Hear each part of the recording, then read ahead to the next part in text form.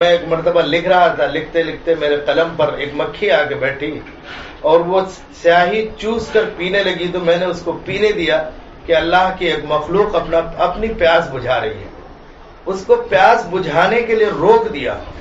تو اس کی وجہ سے اللہ تبارک و تعالی نے اسی ایک عمل کی وجہ سے میری مغفرت فرما دی۔ حدیث پاک بھی ہے، کسی عمل کو چھوٹا نہیں سمجھنا چاہیے، لا تحقرن من المعروف شیئا، کسی بھی عمل کو چھوٹا مت سمجھو، کمزور مت سمجھو، حقیر مت سمجھو۔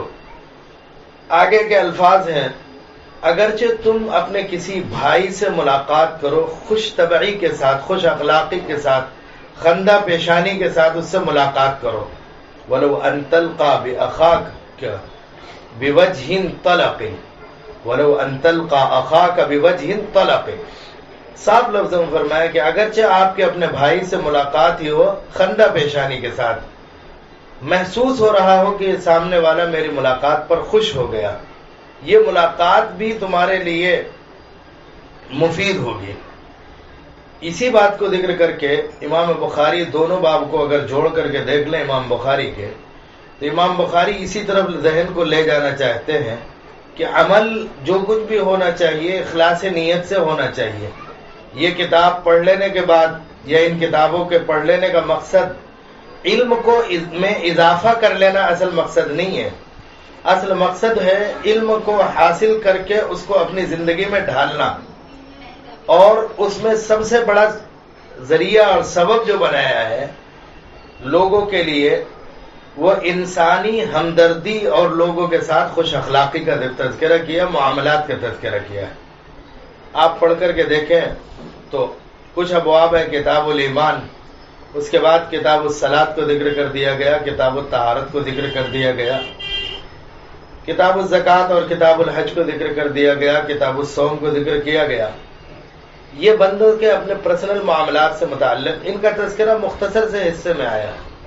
پھر کتاب البیوع اور کتاب النکاح، کتاب الطلاق، پھر آگے بڑھتے ہوئے سارے معاملات کا جو تذکرہ کیا گیا ان کی تعداد بہت زیادہ ہے۔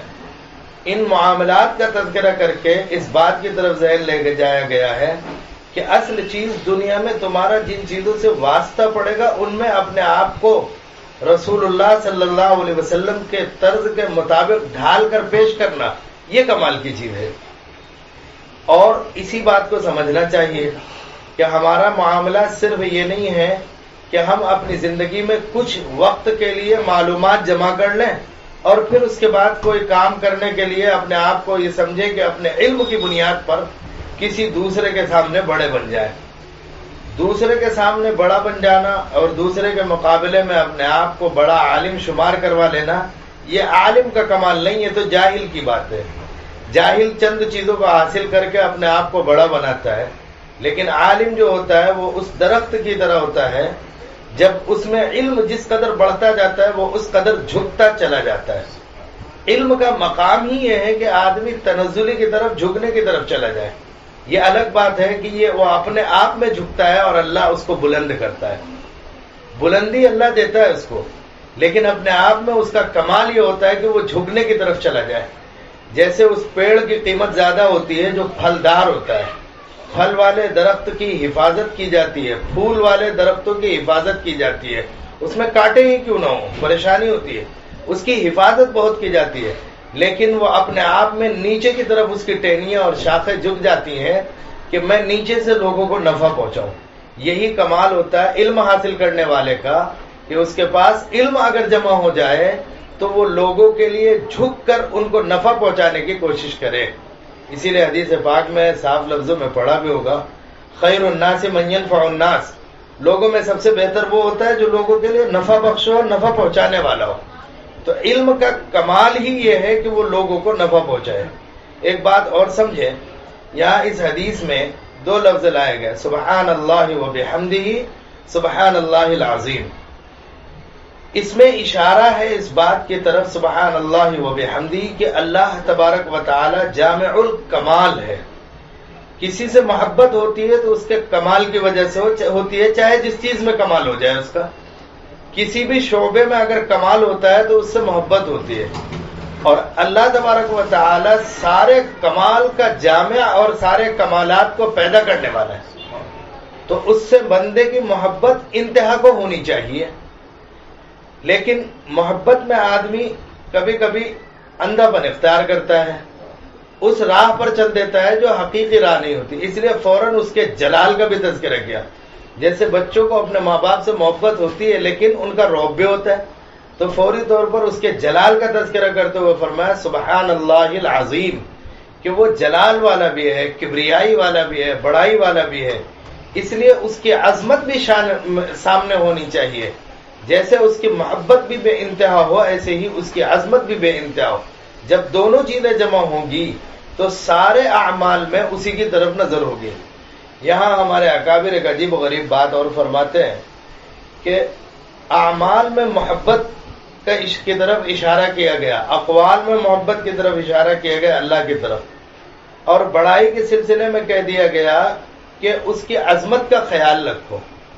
اس میں اس بات کی طرف اشارہ مقصود ہے کہ مخلوق خدا سے ڈر نہیں بلکہ اللہ ہی کا ڈر ہونا چاہیے.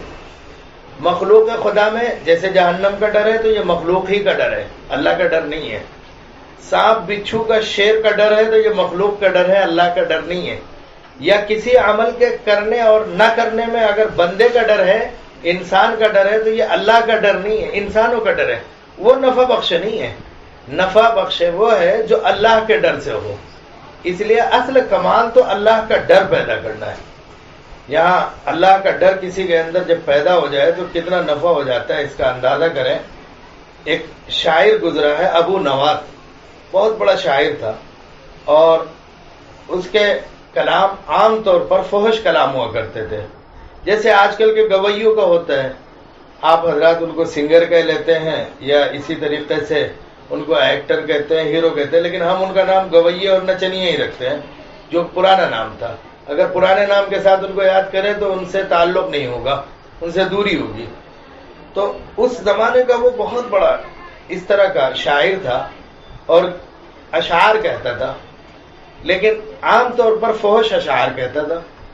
لیکن ایک وقت آیا اس کے بالکل موت کا وقت، بالکل قریب موت کا وقت، مرنے کے قریب اس کے دل میں اللہ کا ڈر پیدا ہوا، اور ایسا ڈر پیدا ہوا کہ وہ اندر سے ہل گیا، آنکھوں سے آنسو جاری ہو گئے، اور موت قریب تھی. گڑ گڑانے لگا، رونے لگا، اور روتے روتے شعر میں کہا اس نے کہ اللہ میں جانتا ہوں کہ میرے گناہ بے انتہا ہے، لامحدود ہے، لیکن پروردگار عالم تیرے معافی کے مقابلے میں میرے گناہوں کی کیا قیمت ہے. تو میں تیری عظمت شان کو سامنے رکھ کر کے تجھ سے معافی چاہتا ہوں. پھر عجیب بات اس نے اگلے مصرے میں کہی کہ اگر تیری بخشش اور تیری کرم فرمائی نیکوکاروں اور صالحین اور محسنین کے لیے ہی ہے تو ہمارے جیسے گنہگار کہاں جائیں گے. بس یہ شعر اس کا کہنا تھا. اس کے بعد اس کی موت طاری ہوئی، عمل کرنے کا کوئی وقت نہیں ملا. موت کے بعد اسے کسی نے خواب میں دیکھا. خواب دیکھنے والے نے پوچھا کہ ابو نواس تمہارے ساتھ کیا گزری؟ کہنے لگا بہت اچھا گزر رہی ہے، میں بہت بیکار تھا، بہت برا تھا، لیکن قریب الموت مجھے یاد آ گیا، اللہ کا ڈر ہوا، مجھ پر طاری ہوا، تو میں نے خوف کے مارے یہ اشعار کہتے، میرے دیوان میں بھی نہیں ہے وہ، اور انہی اشعار کو میرے رب نے سن لیا اور میری بخشش کر دی.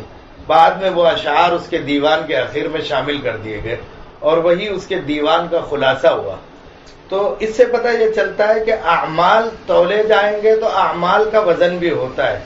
یہی امام بخاری علیہ الرحمہ نے اسی کے ساتھ ساتھ یہ بھی سمجھانا چاہا کہ صرف اعمال جو کرتے ہیں وہی نہیں تولے جائیں گے بلکہ اقوال بھی تولے جائیں گے. اسی لیے فرمایا وَأَنَّ أَعْمَالَ بَنِي آدم، بنی آدم کے اعمال اور ان کے اقوال وَقَوْلَهُمْ تُوزَنْ، ان کے اقوال بھی تولے جائیں گے. یہ اقوال کے تولے جانے کی مثال کے طور پر، اعمال کی مثال میں تو پوری کتاب کو ذکر کیا پیچھے، ان میں ہر عمل ذکر کیا، چاہے وہ نماز کا عمل ہو، روزے کا عمل ہو، زکوٰۃ کا عمل ہو، خرید و فروخت کے معاملات ہوں، یا انسان کے ساتھ ایک دوسرے سے اپنے تعلقات کے معاملے میں ہوں، نکاح، بیاہ، شادی، طلاق کے مسائل ہوں، قسم کے معاملات ہوں، ان سارے معاملات کو ذکر کیا تھا. اب اقوال کا مسئلہ آیا تو اقوال کیسے تولے جائیں گے، تو اس کے بارے میں مثال دے دی، 2 مثالیں، سبحان اللہ و بحمدہ سبحان اللہ العظیم، اس لیے کہ یہ کوئی عمل نہیں، صرف زبان کا قول ہے، قول سے ثابت کرنا ہے کہ ان کو بھی تولا جائے گا۔ ان کے تولنے میں ان کی مقدار اتنی ہوگی کہ یہ بہت زیادہ ترازو پر جو تولے جائیں گے باوزن ہوں گے۔ یہاں ایک بات سمجھ کے چلیں کہ اللہ تبارک و تعالی تو خبیر ہے، سب کچھ جانتا ہے، ان اللہ خبیر بما تعملون، جو کچھ بھی ہم کر رہے ہیں اللہ سب کچھ جانتا ہے۔ اللہ جانتا ہے جو ہمارے دلوں کے اندر ہے اس کو بھی جانتا ہے، تو اس کو اعمال تولنے کی کیا ضرورت ہے، وہ تو ویسے ہی بتا دیتا بس کافی تھا۔ اور اس کے یہاں کسی پر ظلم کا کوئی انسان سوچ بھی نہیں سکتا، خیال بھی نہیں کر سکتا، اس لیے کہ ظلم آدمی کرتا ہے تو اس میں اس کا اپنا نفع یا اپنے آپ کو نقصان سے بچانا ہوتا ہے، نہ اللہ کو کوئی نفع پہنچا سکتا ہے نہ کوئی نقصان پہنچا سکتا ہے۔ تب بھی اللہ تبارک و تعالی نے یہ فرما دیا کہ تولے جائیں گے، وَنَضَعُ الْمَوَازِينَ الْقِسْطَ، ہم قائم کریں گے ترازوؤں کو تولنے کے لیے۔ اب یہ اعمال عدل اور انصاف کے لیے ہوگا، یہ اعمال جو تولے جائیں گے الموازین القسط میں۔ یہاں ایک علمی نقطہ بھی ہے کہ بعض حضرات نے الموازین القسط میں ایک دوسرے کو صفت مانا ہے، ایک دوسرے کی، موازین موصوف القسط صفت، اور اس وقت آپ نے ہدایت النو سے پڑھا ہوگا یہ بالکل اسی معنی میں ہے جیسے زید عادل صفت کے طور پر ہے۔ لیکن بعض محدثین نے اس جگہ عجیب و غریب بات ذکر کی ہے کہ القسط یہ مفعول لہو ہے، اور مفعول لہو ہونے کے معنی یہ ہے